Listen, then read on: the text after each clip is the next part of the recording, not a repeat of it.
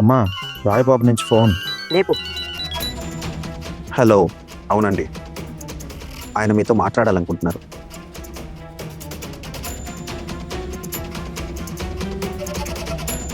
పెద్దనాన్నగారు మళ్ళీ వాళ్ళకి ఫోన్ చేయాల్సిన అవసరమే ఉంది పెద్దమ్మా.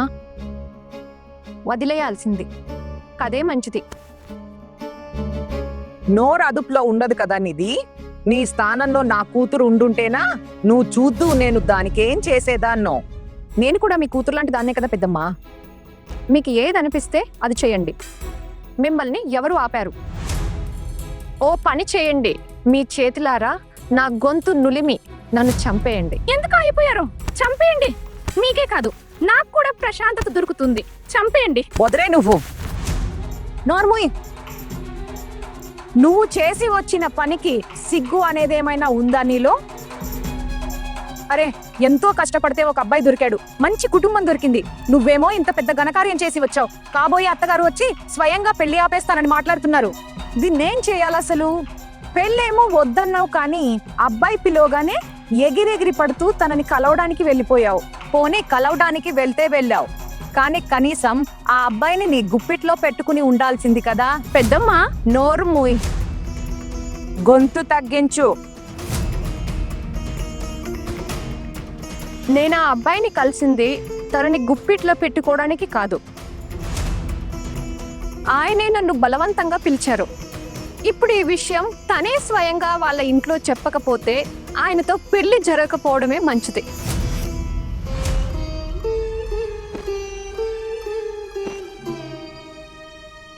ఇప్పుడు రాయబాబు అంతలా బ్రతిమిలాడుతున్నారు.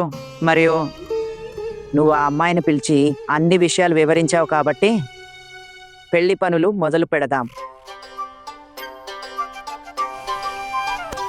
రేపు రాయబాబుని పిలిచాను. అందరూ విన్నారా? రేపు వాళ్ళతో లాంఛనాల గురించి మాట్లాడుకున్నాం. వాళ్ళేమో అంతా ఉచితంగా అయిపోవాలని కోరుకుంటున్నారు. మనం వాళ్ళ నుంచి కట్నమేమీ తీసుకోము, మనం అలాంటి వాళ్ళం కాదు. కానీ అమ్మాయిని ఖాళీ చేతులతో అత్తారింటికి పంపడం కూడా బాగోదు కదా. వాళ్ళు తమ అమ్మాయికి ఇవ్వాలనుకున్నది వాళ్ళు ఇవ్వనివ్వండి. మనకి చాలా మంది బంధువులు ఉన్నారు, వాళ్ళకి కూడా లాంఛనాలు ఇవ్వాలి కదా. అమ్మా ఇవన్నీ మీరే చూసుకోండి. నేను కోరుకునేది ఒక్కటే, మీరు మీ కోపాన్ని వదిలేయండి. మీరు నా మీద కోపంగా ఉంటే నాకు అస్సలు నచ్చదని మీకు బాగా తెలుసు కదా. కానీ మీకు ఇప్పటికీ అలాగే అనిపిస్తుంది కదా, ఆ అమ్మాయి నా కోసం సరికాదని. అయితే పర్లేదు, మీరు నా పెళ్ళి క్యాన్సిల్ చేయించండి. మిమ్మల్ని ఇలా కోపంగా నేను చూడలేను. మీరు ఏది కోరుకున్నా నా మేలు కోసమే ఉంటుంది. అరేరే, పొరపాటున క్యాన్సిల్ అనే మాట అనేసాను. ఇన్నిసార్లు క్యాన్సిల్ క్యాన్సిల్ అని అంటున్నాను. ఇప్పుడే కదా అమ్మ ఒప్పుకుంది. నిజంగానే ఈ పెళ్లి క్యాన్సిల్ చేసేస్తుందేమో. సరే, అర్థమైందిలే. ఆ అమ్మాయి మన షరతులు అన్నీ ఒప్పుకుంది కాబట్టి ఒప్పుకుంది కదా. వావ్ అత్తయ్య, వావ్, నమ్మాల్సిందే. మీ చిన్న కొడుకే మీ ముద్దుల కొడుకు. లేకపోతే ఈరోజు ఇంత పెద్ద గొడవ జరిగిన తర్వాత కూడా ఇలా కూర్చుని తనతో కబుర్లు చెప్తూ ఉండేవాళ్ళు కాదు కదా. ఇక్కడ ఎవరూ కబుర్లు చెప్పుకోవటం లేదు పోల్టు. ఇంకా ఏ ఇంట్లో నా దృష్టిలో అందరూ సమానమే. అందరికీ నియమం ఒకటే. చాలా తప్పుగా మాట్లాడావు పోల్టు. నీ తమ్ముడు ఇక్కడ పెళ్లి క్యాన్సిల్ చేద్దామని మాట్లాడుతున్నాడు. ఏంటి పెళ్లి క్యాన్సిలా? అరే ఈ రోజే కదా పార్కులో మాట్లాడుతూ తనతో సైగలు చేసుకున్నాడు. ఇప్పుడున్నట్లుండి పెళ్లి క్యాన్సిల్ చేద్దామని మాట్లాడుతున్నాడు. ఎందుకు? ఏమైంది? మీరు ఆలస్యం అయిపోయారు కదా అన్న. ఇప్పుడే నేను అమ్మకు అక్కడికి ఎందుకు కలవడానికి వెళ్ళానో చెప్పాను. మంచిది. అసలు అన్నం పెడతారా లేదా, లేదా ఇంకా వండలేదా? మరిది గారు, భోజనం సిద్ధంగా ఉంది. నేను ఇప్పుడే తీసుకొస్తాను, మీరు కూర్చోండి. ఇదిగో అక్క, నీ భర్త వచ్చారు. అన్నం ముట్టించు. ఈ చిన్నది అర్థం చేసుకోవడం లేదు. నేను గనక అన్నం తీసుకువెళ్తే అత్తయ్య గారు చాలా అరుస్తారు. అరే మళ్ళీ వంట పేరుతో గుసగుసలు మొదలయ్యాయా? అన్నం వడ్డిస్తారా లేదా? చేతులివి మిషన్లు కాదు కదా. మీరు ఇప్పుడే కదా అడిగారు. ఒక 2 నిమిషాలు ఇవ్వండి. చూస్తున్నారా అత్తయ్య, దీని నోరు ఎంతలా లేస్తుందో. ఒక నిమిషం ఆగు, వస్తా. మరిది గారు వంట అయిపోయింది, నేను వడ్డిస్తున్నాను. పారు పైకి వచ్చింది కదా అడగడానికి, మీరేమో కిందకొచ్చి చెప్తానని అన్నారు, అందుకే ఆలస్యమైంది. అప్పుడే చెప్పుంటే ఈ పాటికి అన్నం టేబుల్ మీద ఉండేది. వదినా, నేనేమైనా అన్నానా మిమ్మల్ని? మీరెందుకు ఇంతలా మాట్లాడుతున్నారు? లేదు మరిది గారు, భోజనం సిద్ధంగా ఉందని చెప్తున్నాను అంతే. పారు ప్లేట్ కూడా సిద్ధం చేసేసింది ఇప్పుడు.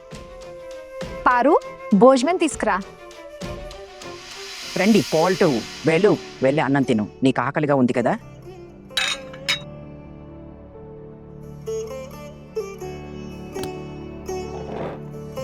అమ్మా సర్లే మరి, రండి మనమందరం భోజనం చేద్దాం. సర్లే అంటే అదే కదా అమ్మా, మీకు ఆ అమ్మాయి నచ్చలేదు, నేను తనని పెళ్లి చేసుకోవడం మీకు ఇష్టం లేదు. నువ్వు తన్ని పిలిచి అంతా వివరించావు కదా, తను ఒప్పుకుంది కూడా. మరి ఇంకేంటి? ఏం ఒప్పుకుంది? ఏం వివరించావు? ఏం లేదు పోల్టు, తను బిఏ ఆఖరి పరీక్ష రాయనని చెప్పింది, ఇంటి ఆచార సంప్రదాయాల ప్రకారం ఉంటానని చెప్పింది, మరియు అత్తగారు చెప్పింది వింటానని అంది. ఇది చెప్పడానికే అర్జున్ తనని పిలిచాడు. అత్తయ్య గారి మనసు బాధపడకూడదని తన వైపు నుండి కల్పించి చెప్తున్నాడేమో. అవును కావచ్చు. నా ఉద్దేశం ఏంటంటే, పార్కులో ఆ అమ్మాయి వైపు చూస్తూ నవ్వుతూ ఎలాదైతే మాట్లాడుతున్నాడో ఏదో వివరిస్తున్నట్టుగా అయితే అనిపించలేదు. నాకు అప్పుడప్పుడు నీ తెలివి మీద అనుమానం వస్తుంది. ఒక పని చేద్దాం, అమ్మాయికి ఫోన్ చేద్దాం, అనుమానం తీరిపోతుంది.